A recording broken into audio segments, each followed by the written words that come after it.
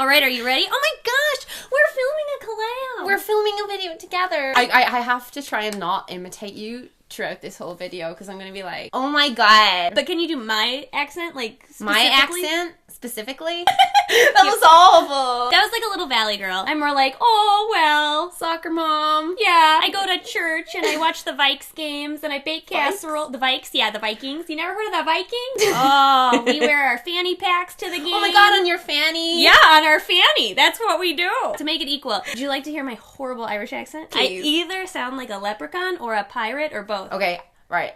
I need this in my life. Give me it. It's gonna make you sad. Okay. I'm an Irish person. Oh no! Explain this game to me and these lovely people.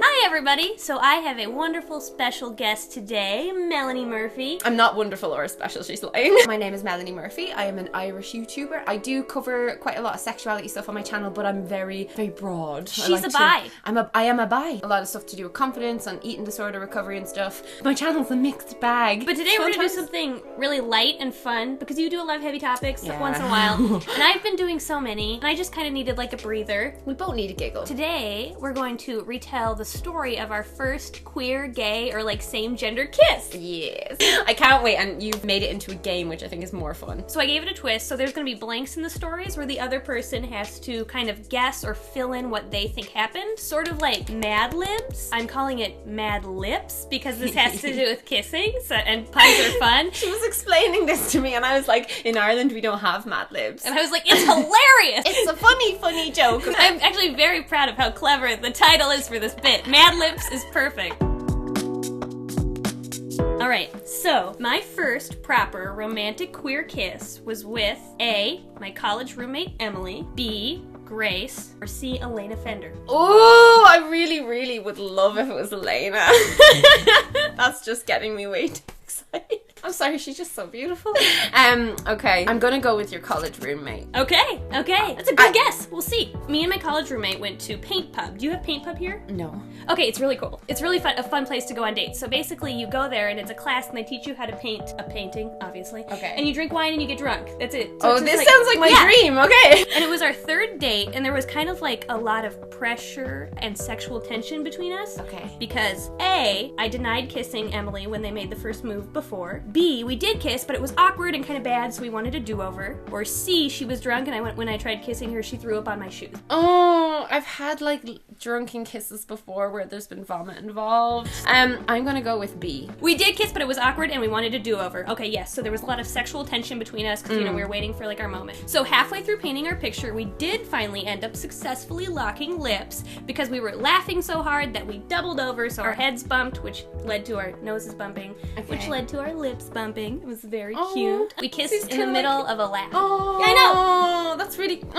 They're like the best kisses as well. I feel like a smile kiss feels so much better, or it feels like different than like just like I don't know, just a regular serious, kiss. like passionate, intense kiss. I love smile kisses. Yeah. I love when I can feel their smile on my face. And then we were laughing because A, the lady across the table from me kept unknowingly grabbing my canvas with her painty fingers and she left a handprint. Okay. B, I drunkenly knocked over our palette of paints on the table and onto my pants. C, I accidentally took a sip of paint instead of wine.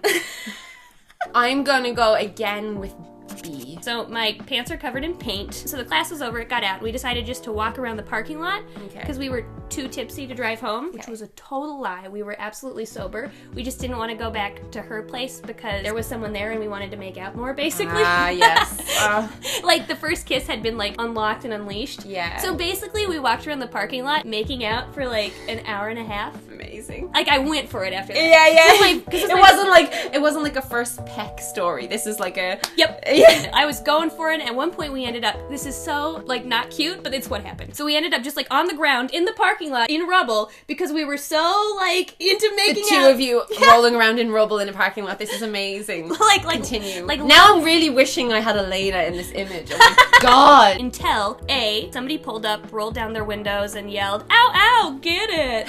B, I farted really loudly and it ruined the moment. Or C, the cops pulled up and they warned us that if we didn't go home, they'd give us a curfew ticket. Oh! I'm gonna go with C. I just have this, like, maybe this is We just were rebels. put in my head from American movies, but I just have this thing about, like, America and the cops, because we call them the Garda in Ireland, but, like, that would never happen here. Yeah, I'm gonna go with that one. So we were panic-stricken because the cops yelled at us. Yes. So we drove back to Emily's house. Like I said, she had company. So we didn't want to go inside and we didn't want the date to end. So we just made out in the car for 2 more hours. And it was great. The end. That's the end of the story.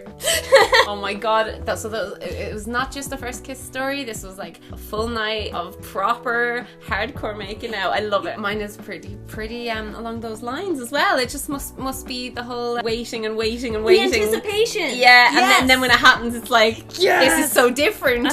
Wow, I need more of this. Like, one kiss is not going to do. So what really happened is, believe it or not, my very first romantic same-gender kiss was actually with Grace. Yeah! My little heart! And the reason that there was so much sexual tension is because on our first 2 dates, Grace tried kissing me, but I did the, like, bob and weave. I denied them. No. Yeah, I just got out of a 4-year-long relationship with my ex-boyfriend, and I was really worried Grace was going to be a rebound. Ah, yes. No, this is a good thing. We were talking about this earlier. Keeping the good ones as non-rebounds is important because there's potential there. And then we were giggling because the lady across from me, yeah, she had paint all over her hands. She grabbed my painting, so my painting just had these handprints that weren't mine, and she ruined my entire painting. But we were having fun. And then some guy catcalled us in the parking lot because we were just having too good of a time. And he was just like, oh yeah. Yeah, it was kind of gross, but oh well. My first long-term boyfriend and I went on a break, kind of like Ross and Rachel from Friends. I still loved him, but I had a feeling it wasn't going to work out because things had gotten quite toxic between us, and it was just not a healthy relationship at all. During this break, my first queer kiss happened at school on lunch break, Ooh. a nightclub in London, Ooh. or a friend's house party. I'm gonna pick one that I think would be, like, fun. I don't know if it's true, but I think it'd be scandalous if it was on lunch break at school. It would, especially because it was in an all-girls Catholic school. Which makes it kinky. That was so naughty. I literally have a thing for uniforms now, though. It's like it's so bad because it does of this. Yeah. So she actually at the time had a cold that made her voice all husky and sexy. Oh, B, like Emma Stone. Yeah. Oh. Okay. B, a boyfriend. C, a problem with queer people. I'm gonna say a problem with queer people. Okay. Because a lot of people who have problems with queer people just have a ton of internalized homophobia. Okay. I think that's it. I'm gonna go with this. Okay. Which would make sense because you're at a Catholic school on lunch. On lunch break. Right. Okay. I started to feel the fuzzies about her and wanted to kiss her when she A, held eye contact for a little longer than usual. B, flashed her tits to the boys. To the boys. C, bit her lip while watching me dance. That one. Just because that sounds sexy. Yeah. It does. I just love when people bite their lip and it's like, yeah. She asked me if I was bi because I didn't know what bi meant at the time. I thought she was asking me if I was a boy in my drunkenness because I was really drunk, and she said bi, and I was like I was so drunk that and I'd never heard the word bisexual drunk before. At school? I have to rephrase it. Oh no, I like this it. Is why I didn't You're understand. drunk at school. I got it. Oh, this is how the story is. Okay, this is the story, guys. Wasted at school. I'm wasted on lunch break. Clearly, I got that one wrong. That's fine. This is why I don't understand your Mad Libs game. So yeah, we're hammered in school. Right. And she asks if I'm bi. And so I didn't understand or know that there was a word for people who liked men and women up until this age. I was 16, 17. And before that, because I'd always struggled with like my feelings toward women and women's bodies and things like that, because everything is so heteronormative in Ireland anyway. When I was growing up, like I'm 28, I'm old. Yeah, so I hadn't heard that word. It wasn't part of our culture, our friend group or anything, and I was like had explosions going off in my head. I was so happy to have a word to like make me feel valid and like to identify with, and I was so excited. Anyway, so she asked me that, so we went upstairs together, just kind of giggly and feely up and chatty and stuff, and we went into a room and we were all over each other, and we finally kissed on the bed. It felt really different to the kisses I'd had up to that point with boys. It was really soft and sensual and gentle. We got carried away and took each other's tops off and kissed one another's bodies. Get it! Sorry, shouldn't section. Both of us went very far on these first kisses. She had psoriasis, but I didn't mind, and I thought it was really beautiful. And what I found was being with a girl made me feel way less conscious about my body, because like I had stretch marks and stuff like that, and I, you know, the way with boys anyway, like I feel like a lot of women's bodies like have things like stretch marks and stuff that boys that I've been with anyway haven't had. But sure. With her, because I knew she had self-esteem stuff right. as well, it made me so comfortable with her. Do you know what I mean? I felt more comfortable with her than boys I'd been with to that point. I accepted myself more. That's so interesting. Actually, one of the most frequently asked questions I get from my straight friends is, how can you be with somebody who is also AFAB or assigned female at birth? Because you have the same body, aren't you constantly comparing? Yeah, no, this is the thing though. I was comparing, but not in a way of like, right. oh, she looks better than me. It was right. more of a way of like, I noticed that she has stretch marks, but I don't mind them on her, so obviously she doesn't mind them on me, kind of thing. You know what I mean? Yeah. And it was actually really nice to see cool. that her body wasn't like perfect either. That's neat, because I would always reply and it would be like, no, I'm not comparing, and I think that's kind of why, because I'm not judgmental with her body because it's similar to my body. And I don't like it when I'm judgmental on my body. Yeah, that's why. Oh, that's so. Ooh. Yeah, we're having a revelation. Yeah, that's interesting. Okay. So yeah, then so it was like all these like unspoken feelings between us when we were kissing, because of like, you know, we were seeing each other's bodies, and she hadn't like been with a girl. She kissed girls. Oh, but, so it was both of your firsts. The only thing was that in the room we were in, A, it was her parents' bedroom, so it felt a bit weird. Mm-hmm. B, there was a drunk guy passed out on the bed who we didn't notice for a while because we were so drunk. C, there were holy crosses and Jesus statues placed all around the room because the family were really Catholic, and it made us super awkward. The only one that makes sense with the school is the crosses. But I have a feeling I may have gotten the first option wrong. You did. The first option was the house party. That makes much more sense. I was gonna say it would be hilarious if there was a drunk guy that you didn't notice, but then I kind of feel bad for that drunk guy. So I'm not gonna. What was the first one? The first one was that it was her parents' bedroom. I think that one.